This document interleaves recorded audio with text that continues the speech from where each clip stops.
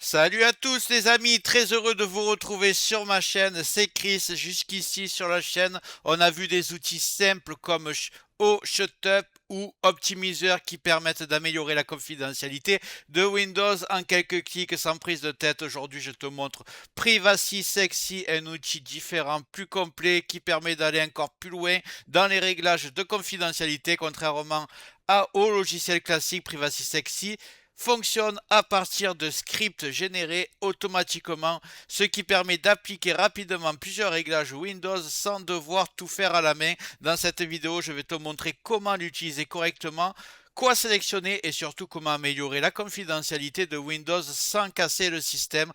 Objectif très simple, réduire le tracking, désactiver les options inutiles et garder un Windows propre, stable et fonctionnel. Si tu veux mieux contrôler ce que Windows fait en arrière-plan, cette vidéo va clairement t'aider. Mais juste avant ça, regarde bien en bas à droite de ton écran, tu vois un carré en couleur, tu cliques dessus, un clic égale s'abonner, ça récompense mon travail. Règle bien les notifications, la cloche surtout pour avoir toutes mes futures vidéos sur ton écran de bienvenue YouTube. Tu peux cliquer sur rejoindre pour me soutenir encore plus. Et comme je t'ai dit, tous les liens sont dans le descriptif, tu les vois ici, n'hésite pas à les mettre dans ton panier et tu pourras faire tes achats plus tard. Allez, c'est parti. Avant de modifier quoi que ce soit, on va d'abord comprendre ce qu'est Privacy Sexy et comment il fonctionne. Sans entrer dans les détails inutiles, Privacy Sexy n'est pas un logiciel à installer sur ton PC, c'est un outil en ligne qui permet de générer automatiquement des scripts de réglage pour Windows. Concrètement, au lieu d'aller modifier manuellement des dizaines d'options, dans Windows, Privacy Sexy te permet de sélectionner les réglages qui t'intéressent, générer le script adapté, appliquer ces réglages en une seule fois. Tout se fait localement sur ton ordinateur, le site ne prend pas le contrôle de ton PC et rien n'est exécuté à distance. Ce qui est important ici, c'est que tu vois exactement ce qui va être appliqué. Chaque réglage est listé, chaque action est expliquée, rien n'est caché. L'objectif de Privacy Sexy est simple, réduire le tracking, désactiver certaines options inutiles et rendre ton Windows plus propre en arrière-plan sans passer des heures dans les paramètres. Dans la suite de la vidéo, je vais te montrer comment euh, accéder à l'outil, comment lire les options et surtout comment faire les bons choix sans te compliquer la vie. Mais que tu le sais, comme à chaque fois, je vais créer un point de restauration, on va prendre aucun risque, même si tout va bien se passer comme d'habitude, on ne sait jamais. Je vous montre encore, vous devez connaître le système, vous tapez créer en bas dans la barre de recherche et vous avez créé un point de restauration, ça prend quelques secondes. Vous avez bien créé ici, si jamais c'est grisé, que vous ne pouvez pas cliquer, vous faites configurer en dessus, activez la protection du système et vous essayez d'allouer à peu près 11 Go pour la restauration. Ensuite, vous faites créer et vous tapez la date d'aujourd'hui ou ce que vous voulez pour vous rappeler. Moi, je vais taper carrément le nom du logiciel Privacy Sexy, voilà. Création du point de restauration, ça prend environ 30 secondes. On y est, hop, point de restauration a été créé. Ok. On va donc maintenant aller sur le site, je vais vous le présenter, rien de compliqué.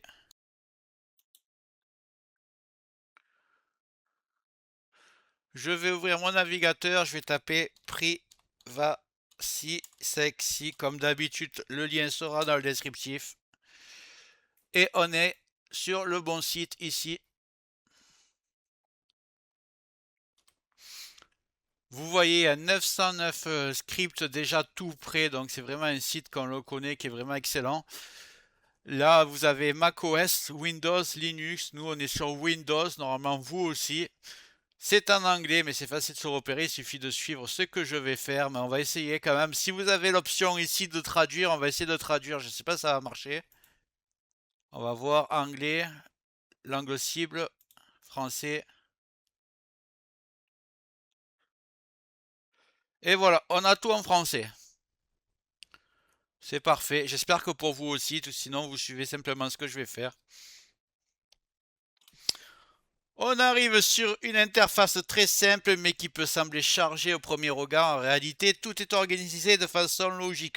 L'écran est divisé en catégories de réglages. Chaque catégorie correspond à une partie précise de Windows, confidentialité, service, fonctionnalité, système, application, etc. Chaque ligne représente un réglage précis avec une description claire, une explication de ce que fait l'option et l'impact attendu sur Windows, bien sûr. Rien n'est appliqué automatiquement tant que tu ne génères pas de script, rien ne se change sur ton PC, ne t'inquiète pas, tu peux lire tranquillement les options, activer, désactiver chaque réglage, choisir uniquement ce qui t'intéresse. On va donc passer maintenant au réglage réellement intéressant selon moi sur PrivacySexy, ce qui permet d'améliorer la confidentialité sans casser Windows ni désactiver des options essentielles. L'objectif ici n'est pas d'aller trop loin, mais de corriger ce que Windows active par défaut, un peu comme l'a déjà fait des logiciels comme Optimizer que j'ai présenté précédemment. On va commencer par la réduction de la télémétrie. Dans cette catégorie, tu peux désactiver certaines collectes de données, des rapports automatiques inutiles, des services qui envoient des informations en arrière-plan. Résultat, moins de données envoyées, moins d'activités inutiles. Windows reste stable. En deux, on regardera les options liées à la publicité et aux suggestions. Windows affiche parfois des suggestions dans le menu démarrer, des recommandations d'application, des contenus sponsorisés. Ces options peuvent être désactivées sans aucun impact négatif sur le système. Résultat, une interface plus propre, moins de distractions, un Windows plus agréable et plus réactif. En troisième, on va regarder les fonctions inutiles en arrière-plan. Certaines fonctionnalités sont actives même si tu ne les utilises jamais. Services liés à des apps préinstallées. Options connectées à des usages très spécifiques. Tu peux les désactiver si tu n'en as pas besoin, ce qui permet de réduire l'activité en arrière-plan, limiter les processus inutiles et alléger légèrement le système. Avec PrivacySexy, l'idée est simple. Si tu ne sais pas à quoi sert un réglage, on n'y touche pas. On ne cherche pas un Windows extrême, mais un Windows plus respectueux, plus propre, plus cohérent avec ton usage réel. Dans la prochaine partie, je vais te montrer, ne t'inquiète pas, comment générer ces scripts, comment les exécuter correctement et quoi vérifier après pour que tout se passe sans problème. Un point important, PrivacySexy n'oblige pas à tout sélectionner, au contraire, l'idée est de choisir intelligemment comme on l'a déjà fait dans un logiciel comme Optimizer, mais de manière plus centralisée. Dans la suite, je vais te montrer quelles catégories sont les plus utiles, lesquelles tu peux ignorer et comment éviter de cocher des options inutiles. Le premier onglet est très simple, donc effacer les fichiers Windows temporaires, effacer le journal Windows et les caches, ordure vide, bande, recyclage. Donc si vous avez un anglais que vous n'avez pas réussi à traduire, c'est comptez le nombre de cases, de toute façon c'est dans le même ordre. Données de Clear System Ressources Use Monitor SRUM. Voilà. Ici, après on va passer aux onglets suivants. On va y aller onglet par onglet. Donc j'espère que vous avez eu la traduction, vous l'avez en français en cliquant ici. Si vous ne l'avez pas, ne vous inquiétez pas, vous avez juste à compter les cases que je coche et c'est la même disposition, même en anglais. Donc on prend le premier onglet, donc nettoyage de la vie privée. Vous voyez ici, je cochais la 4, la 5, ici. Donc effacer les fichiers de Windows temporaires, effacer le journal Windows et les caches, ordures vides, bande de recyclage et données de Clear System Ressources Use Monitor. On voit que la traduction sur certains endroits, c'est pas parfait, mais on est quand même pas mal. Donc voilà, une fois que vous avez fait tout ça, on va passer à l'onglet suivant. Donc, je vous laisse regarder. Mettez pause, n'hésitez pas. On va passer à celle-là. Donc, dans l'onglet collecte de données du système, on va cocher la deuxième, désactiver les programmes d'amélioration de l'expérience Windows, désactiver la télémétrie Windows et la collecte de données, désactiver les publicités ciblées et le marketing. N'hésitez pas à mettre pause pour faire comme moi.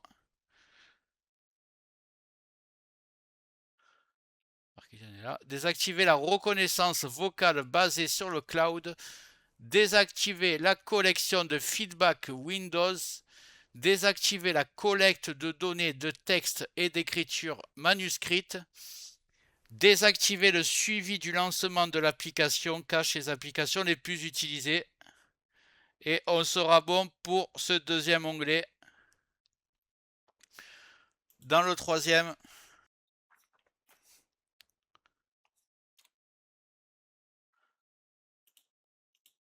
donc dans l'onglet configurer des programmes, désactiver la télémétrie de NVIDIA, désactiver la collecte de données Visual Studio Code, désactiver la télémétrie Microsoft Office, désactiver la télémétrie CLI de base net, désactiver la télémétrie de PowerShell.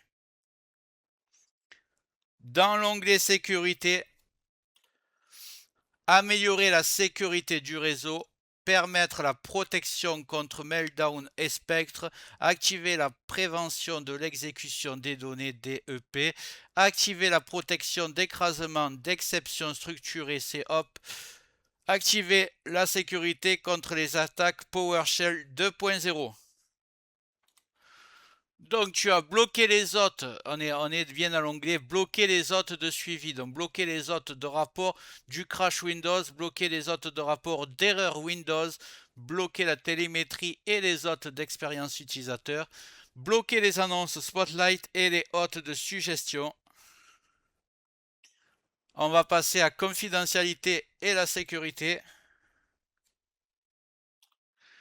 Ici dans la sécurité, on ne va toucher à rien. Donc on va tout laisser comme ça. On va passer à la vie privée. On va cocher désactiver le contenu en ligne d'un explorateur de fichiers, désactiver les notifications push live tail, désactiver l'option recherche une application dans le magasin, désactiver l'affichage des fichiers récemment utilisés dans accès rapide, désactiver les notifications du fournisseur de synchronisation, désactiver le suivi d'utilisation et désactiver les applications récentes. Donc voilà pour la vie privée. Dans bloatware, vous allez mettre supprimer Windows Copilot seulement si vous n'utilisez pas l'intelligence artificielle intégrée dans Windows. Supprimer les widgets. Si vous ne jouez pas au jeu Xbox, vous pouvez le supprimer. Après, si vous voulez vraiment jamais utiliser OneDrive, vous pouvez le cocher. Là, pour l'instant, on va laisser comme ça. On va aller dans paramètres avancés. Et là, je vais cocher que la première case, définir le serveur NTP Time. Ici, comme ça. Une fois que c'est fait, vous cliquez ici sur télécharger. Vous voyez, là, télécharger. Voilà, le script est téléchargé. Il est dans vos téléchargements. On va y aller. Donc, le script est ici. Il est tout prêt. Il n'y a plus qu'à cliquer dessus. Ce que je vais faire, c'est que je vais faire un clic droit sur le script téléchargé.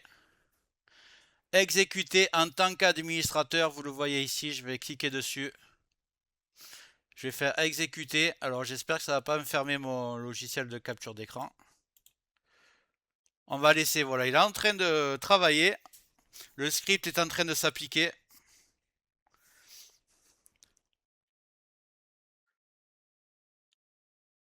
On va le laisser faire. On voit qu'il y a quand même pas mal de trucs.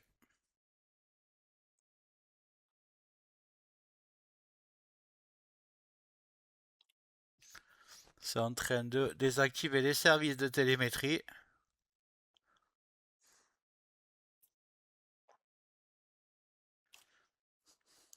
Je vous conseille, quand vous le lancez, vous fermez toutes vos pages Windows et tous vos programmes pour avoir le moins d'erreurs possible. Et après, une fois que le script sera fini, il suffira de redémarrer l'ordinateur pour que tout soit pris en compte.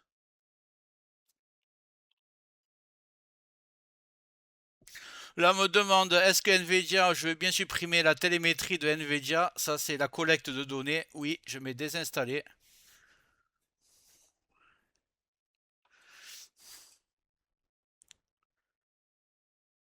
Voilà, ça a supprimé pas mal de choses. Sûrement des services en cours qui n'ont pas été supprimés, mais la plupart ont été supprimés. Ok, je vais faire fermer. Ça va continuer à travailler.